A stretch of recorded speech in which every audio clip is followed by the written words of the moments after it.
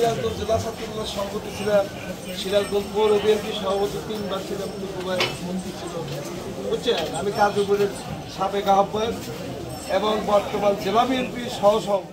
আমি 2008 সালের মনোনয়ন পেয়েছিলাম।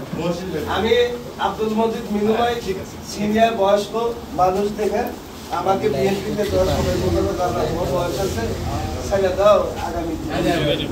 এভাবেই নিজের পরিচয় তুলে ধরলেন সিরাজগঞ্জ জেলা বিএনপির সহসভাপতি, সিরাজগঞ্জ জেলা ছাত্রদলের সাবেক সফল সভাপতি, ত্যাগী ও নানা সময় কারাভোগকারী ছাত্র নেতা, বিএনপি থেকে মনোনয়ন প্রত্যাশী জনাব নাজমুল হাসান তালুকদার রানা।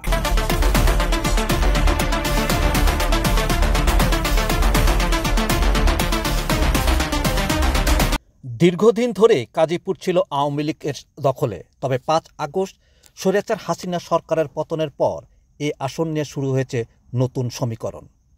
রাজনৈতিক বিশ্লেষকরা মনে করছেন এ আসনে বিএনপির সম্ভাবনা এবার উজ্জ্বল।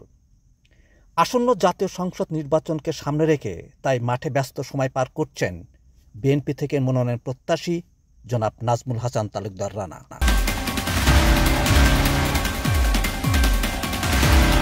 তারুণ্যের অহংকার জনাব তারেক রহমানের প্রস্তাবিত 31 দফা কর্মসূচি বাস্তবায়নে গাজীপুরের গ্রাম থেকে গ্রামান্তরে ছুটে বেড়াচ্ছেন জনাব নাজমুল হাসান তালুকদার রানা। 31 দফা কি এবং কেন এর প্রয়োজন, এই সব নিয়ে তিনি খোলামেলা কথা বলছেন জনগণের সাথে। বিএনপি যদি ভোট দেন, বিএনপি যদি রাষ্ট্র ক্ষমতা আসে, তাহলে তারেক রহমান 31টা দফার ভিত্তিতে দেশ পরিচালনা করবে। আর এই 31টা দফা হলো সার্বজনীন দফা। কৃষক, শ্রমিক, ছাত্র, খেটে খাওয়া মানুষ, চাকরিজীবী এবং ছাত্রদের সমস্ত কিছু এই 31 দফার মধ্যে আছে। বিগত স্বৈরাচার শেখ হাসিনা সরকারের আমলে গাজীপুর ছিল এক অরাজকতার নাম। তিনি বলেন, মানুষ পরিবর্তন চায়।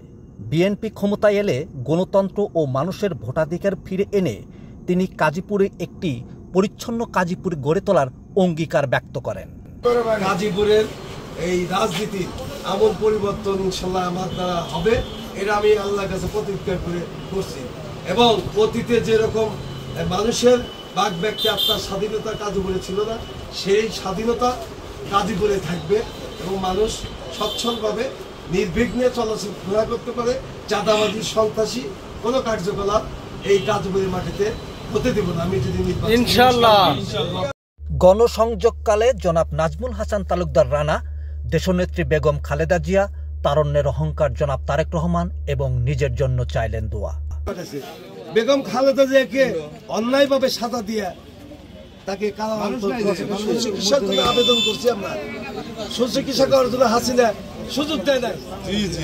দোয়া করেন তারেক রহমানের জন্য, আমার জন্য দোয়া করেন। আজ এ পর্যন্তই। ভালো থাকুন। আল্লাহ হাফেজ।